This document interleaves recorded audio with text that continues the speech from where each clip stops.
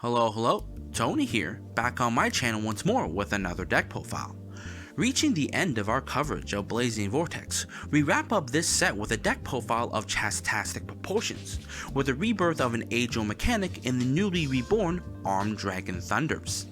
Now, to give some historical overview of Armed Dragons debuted all the way back in Soul of the Duelist, being one of the two archetypes to introduce the leveling mechanic, monsters that evolved over time, into the game.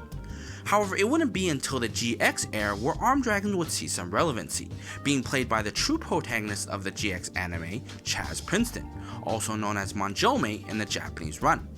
And you'd see Armed Dragons pop up several times in famous incarnations such as Dark Armed Dragon. However, it wouldn't be until now, many years later, where Armed Dragons would receive dedicated support focused on revamping the leveling mechanic into a cohesive playstyle. And what a revamp it was. Embodying the lore and power of the Chazz, Armed Dragon Thunder employs an aggressive leveling mechanic to put out its powerful boss monsters early in the game, with the goal ultimately of putting down multiple powerful beaters to overwhelm its opponent and OTK them from there. Things that I do hope to showcase as I get through the deck profile. Anyway, I've drawn out enough, let's get into the deck profile. Starting off our deck profile with the retrains of the original Armed Dragons, we have our 3 Armed Dragon Thunder level 3, our 3 Armed Dragon Thunder level 5, as well as our 3 Armed Dragon Thunder level 7. Each of these Armed Dragons share an effect that by sending one monster card from the hand to the graveyard, and then sending themselves from the field to the graveyard, they can summon the next incarnation in their evolutionary line or less, with 3 being able to go into a 5 or less, 5 being able to go into a 7 or less, and 7 being able to go into a 10 or less Armed Dragon monster. Lacking all the awkward leveling up conditions that the original Armed Dragons had, the Armed Dragon Thunder series is capable of leveling up to its highest form immediately on the turn they're summoned, making them much more efficient compared to the original. Whereas the original Armed Dragons would have to do awkward things and wait several turns to achieve a meaningful boss monster, the Armed Dragon Thunder series is capable of going directly to that level 10 as long as you have enough monsters in hand to drop for their effects, thus being able to put pressure a lot sooner compared to the original and being a welcome addition to the Armed Dragon strategy. Furthermore, to supplement this level up effect, each of these Armed Dragons has an additional effect where if they're sent to the graveyard to activate a dragon monster effect, i.e. their own level up effects, they generate advantage, with Armed Dragon level 3 allowing you to draw a card, Armed Dragon level 5 allowing you to search for any level 5 or higher Wind Dragon monster, and Armed Dragon level 7 allowing you to add any other Armed Dragon card from your deck to your hand. These advantage generating effects not only allow you to maintain hand advantage as you go through the level up mechanic, but also allow you to grab additional cards that will supplement your final Armed Dragon level 10 to ensure that it stays on the field for following turns. Now individually, each of these Armed Dragons have their own unique pros.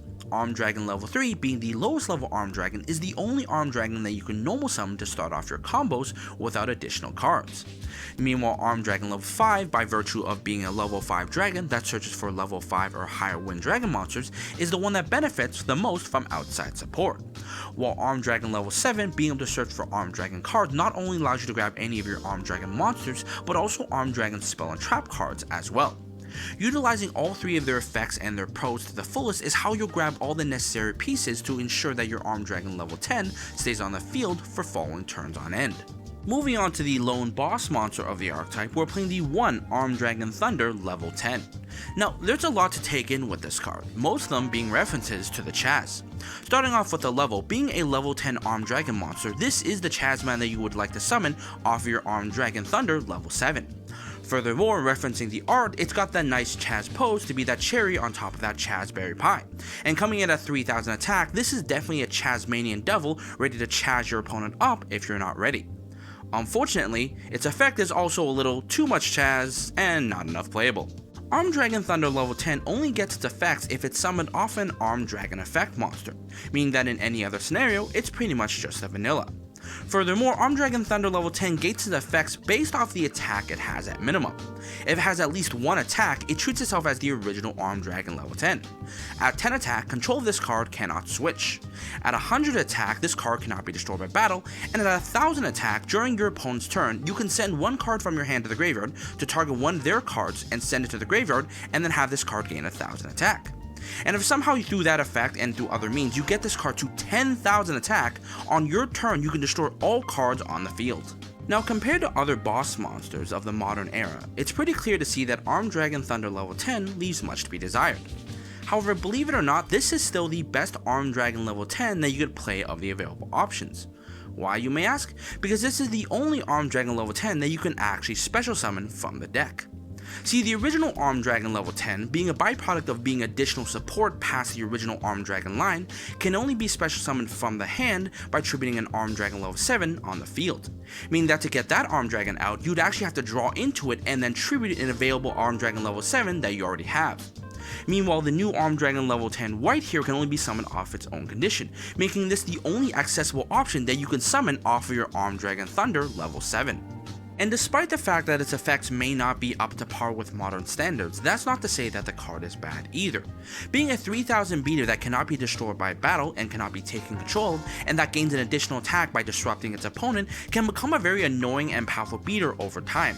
And over the course of the game, if you successfully back this card up with other cards, it can last on the field long enough to be a game ender on its own. Unfortunately, due to the fact that this card only gains all those nice effects if summoned off an Armed Dragon monster effect, which in this case will only be your Armed Dragon Thunder level 7, you do want to be playing the minimum number of copies of this card such that you don't brick with this card when you play too many copies, but that you'll still have available copies in the hand or deck to summon when you have the opportunity, thus the one copy in our deck.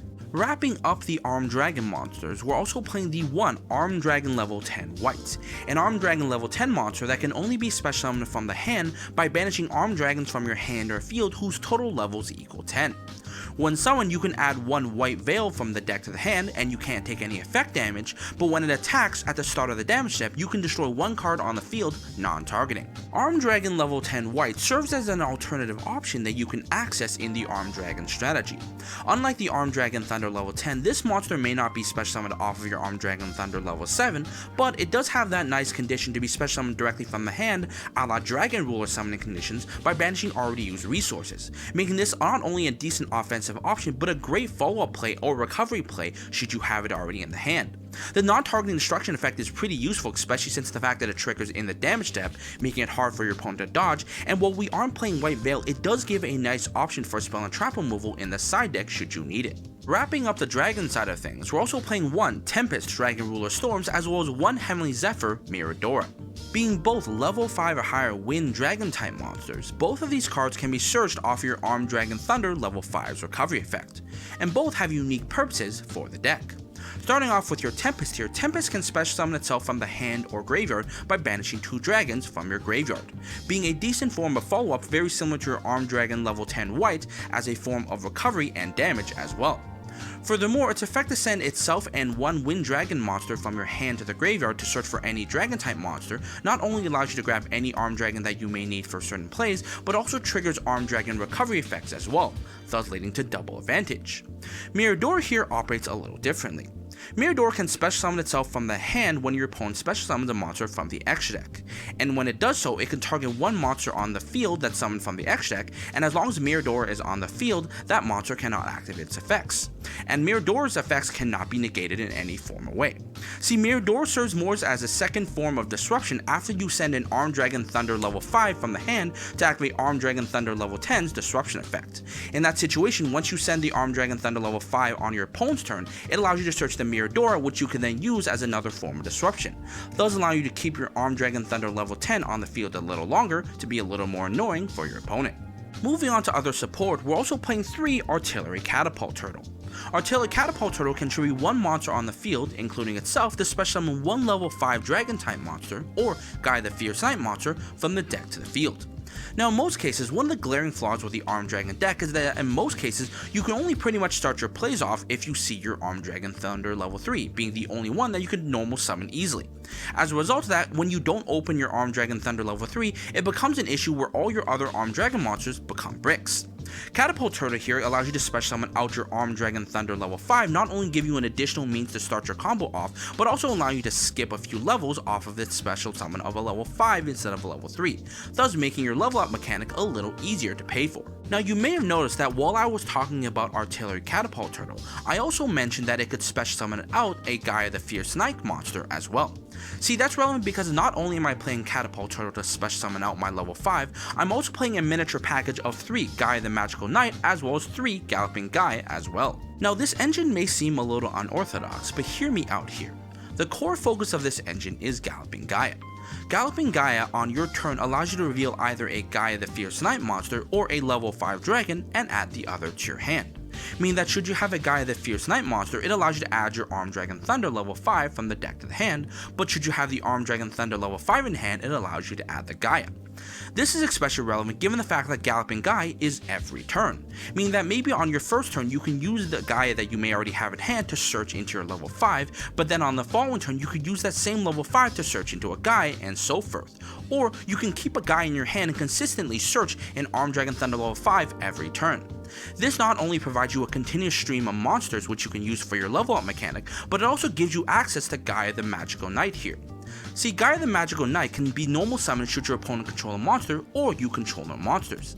In both cases, it allows you to special summon one level 5 dragon from your hand to the graveyard, which not only allows you to bring back Armed Dragon Thunder level 5s in the graveyard, allowing you to save resources to do the level up mechanic, but it also allows you to special summon out an Armed Dragon level 5 from your hand that you may have bricked with on your starting turn as well. And while this engine may come off as a little inconsistent, you'll quickly realize that due to how many ways there is to get the Armed Dragon Thunder level 5 into your hand, either through the level up mechanic and adding it back into your hand, or by searching it with your Armed Dragon Thunder level 7, it's pretty easy to get this engine off. The way that this play mostly goes is that eventually at some point you're going to use Galloping Gaia, revealing a Armed Dragon Thunder level 5 to grab your Gaia to your hand. From there until the point you use that Gaia monster, you're going to consistently every turn reveal that Gaia the Magical Knight to grab more Armed Dragon Thunder level 5s from your deck to the hand, which can then be used to be sent off of something like your Armed Dragon Thunder level 10 to not only grab things like another Armed Dragon Thunder level 7 or a Tempest, or on your opponent's turn give you access to Miradora for disruption as well, thus giving you a continuous form of resource and advantage generation to overwhelm your opponent with. Finally, wrapping up the monsters, we're playing the 3 obligatory Ash as your hand trap. You can obviously play more hand traps due to the fact that having more monsters means you have more cards to send off of your armed dragons for the level up mechanic, but in this case we're playing enough monsters as it is, so I'd say that the Ash is sufficient enough. Moving on into the spells with the Armed Dragon cards, we're playing 3 Armed Dragon Flash as well as 2 Armed Dragon Lightning. Armed Dragon Flash here is basically an E-Tele for any level 3 Armed Dragon monster, being another way to special summon out your Armed Dragon Thunder level 3 to start your plays. However, due to the fact that it is a quick play spell, you can activate this card at the end phase of your opponent's turn to special summon out the original Armed Dragon level 3, which then on your standby phase becomes an Armed Dragon level 5 for decent legacy support that way as well. What's more interesting here is your Armed Dragon Lightning. Armed Dragon Lightning has a few useful benefits. First off, should one of your Armed Dragon monsters be destroyed by a card effect, you could send this card from the field to the graveyard instead, thus giving your Armed Dragon Thunder level 10 a bit of card destruction immunity that way too.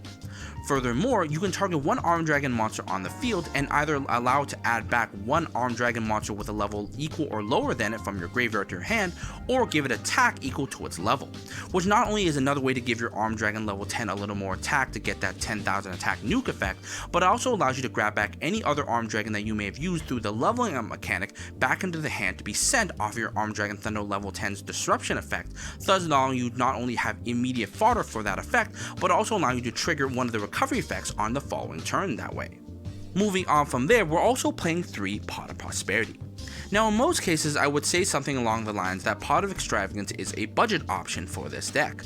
However, there's actually decent debate on whether you should play Pot of Prosperity or Pot of Extravagance. See, Pot of Extravagance gives you an additional card that Pot of Prosperity does not, and while those cards are random, having additional cards in hand to pay for the level up mechanic is a welcome thing for the deck. However, Pot of Prosperity allows you to grab specific cards for your hand, and in a lot of cases, given the fact that there are some bricky hands with this Armed Dragon deck, or that you may want to assemble the Gaia engine sooner than usual, Pot of Prosperity has some uses there as well. And as such, this is basically up to your player preference, but both work rather well for the deck. Wrapping up the spells, we're playing 2 Pot of Avarice, 1 Terraforming, as well as 1 Call by the Grave.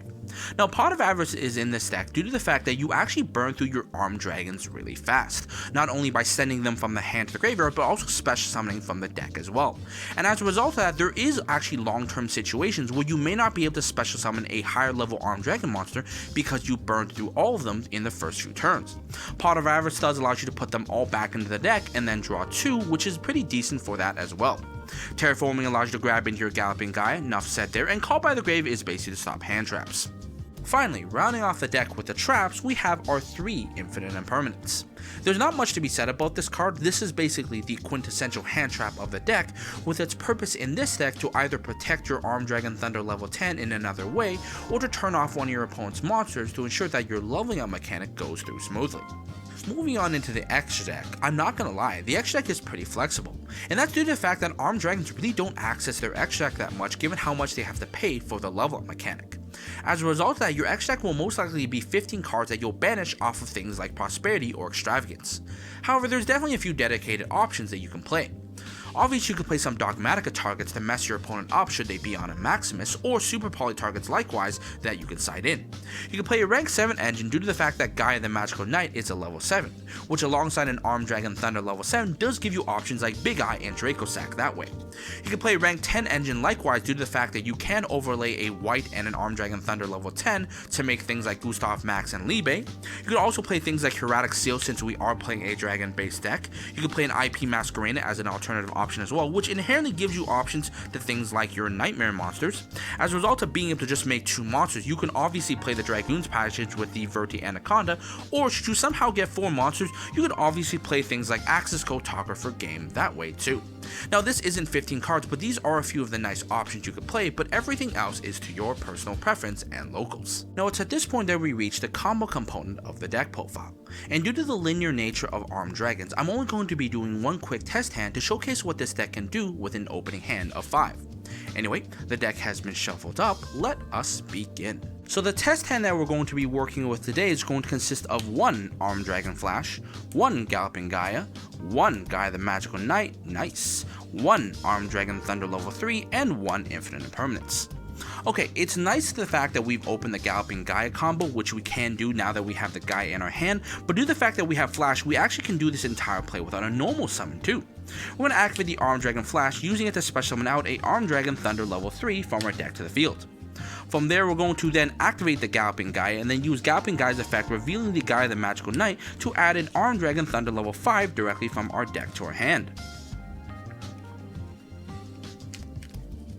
From there, we're then going to activate the effect of our Armed Dragon Thunder level 3, sending the Armed Dragon Thunder level 5 from our hand to the graveyard and the Armed Dragon Thunder level 3 from the field to the graveyard to special summon out an Armed Dragon Thunder level 5 directly from our deck. We're then going to trigger the graveyard effect of our Armed Dragon Thunder level 5, using it to grab an Armed Dragon Thunder level 7 from our deck to the hand. We're once again going to activate the level up effect of Armed Dragon Thunder level 5, sending the Armed Dragon Thunder level 7 from our hand to the graveyard and the Armed Dragon Thunder level 5 from our field to the graveyard to special summon out a Armed Dragon Thunder level 7 directly from our deck to the field, and then triggering the effect of our Armed Dragon Thunder level 7 in the graveyard to grab a Armed Dragon Lightning from our deck to the hand. And we're not done there. We're then going to activate the effect of Armed Dragon Thunder level 7, sending the Armed Dragon Thunder level 3 in our hand to the graveyard and the Armed Dragon Thunder level 7 on the field to the graveyard to special summon out the Chazz man himself, the Armed Dragon Thunder level 10. From there, the Armed Dragon Thunder level 3 will then trigger, allowing me to draw 1 card as well. Interesting. Regardless, from there I'm going to activate the effect of my Armed Dragon Lightning, using Armed Dragon Lightning to target my Armed Dragon Thunder level 10 to add back my Armed Dragon Thunder level 5 from my deck graveyard to my hand, and then set the Infinite Impermanence and then pass my turn to my opponent.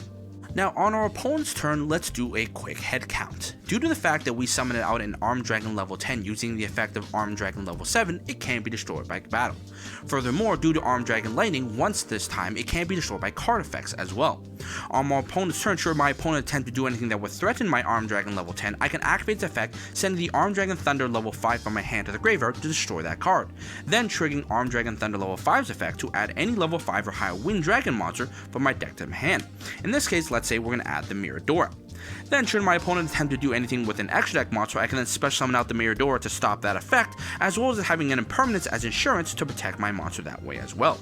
Now on our following turn, I'm going to draw for turn, and well, given the fact that we have 2 Armed Dragon Flash, I guess we can activate one of them, using it to special summon out a Armed Dragon Thunder level 3 from our deck to the field. From there, I'm going to activate the effect of my Galloping Gaia, revealing the Gaia the Magical Knight once more to add a the Armed Dragon level 5 once again from my deck to my hand. Then from there, we're going to do something really weird. First off, I'm going to activate the effect of my Armed Dragon Lightning, once again targeting my Armed Dragon level 10, but this time I'm going to actually add back an Armed Dragon Thunder level 7. From there, we're then going to tribute summon both the Miradora as well as the Armed Dragon level 3 to normal summon out the Gaia. Now, if our opponent actually has a monster with more than 2300 attack, we can just normal summon this card without tributing, but given the fact that we most likely have cleared the board, we're not going to do that. We're going to activate the Gaia's effect on summon to bring back an Armed Dragon Thunder level 5 from our graveyard, and then use its effect sending the Armed Dragon Thunder level 7 from our hand to the graveyard and leveling it up once again to summon out the 2800 beater that is our Armed Dragon Thunder level 7 from our deck to the field. From there, the Armed Dragon Thunder level 7 that we sent will then trigger, allowing us now to add the Armed Dragon level 10 whites that we have still sitting in our deck. We're then going to special summon out the Armed Dragon Thunder level 10, banishing a level 5 and let's say another level 5 in our graveyard, and then from there we're just going to use all these monsters to attack for game. And that's going to do it for our Armed Dragon deck profile. I'm not gonna lie, this deck is extremely fun. The way that Konami has revamped the level up mechanic to be this lightning fast playstyle is very exciting and is definitely a welcome addition to the Armed Dragon strategy. And it's always interesting watching a level 3 monster like your Armed Dragon Thunder level 3 evolve into this level 10 juggernaut that is the Chazz Man. Unfortunately, that doesn't mean that this deck doesn't have a few problems still. The deck unfortunately only has a few ways to start its plays off with, meaning that without those plays you really only have a bunch of bricky Armed Dragons in your hand. And the Armed Dragon Thunder level 10 isn't exactly the boss monster that really embodies the Chazz philosophy, which can make this deck after its initial play a little slow. However, I think with the OCG support coming up and in the right player's hand, this deck can be very fun in a casual tier 2 tournament and above. Regardless, my name is Tony Yang, this has been an Armed Dragon deck profile. We have finished now our coverage of Blazing Vortex. I have hoped you enjoyed it all, and I will see you guys next time.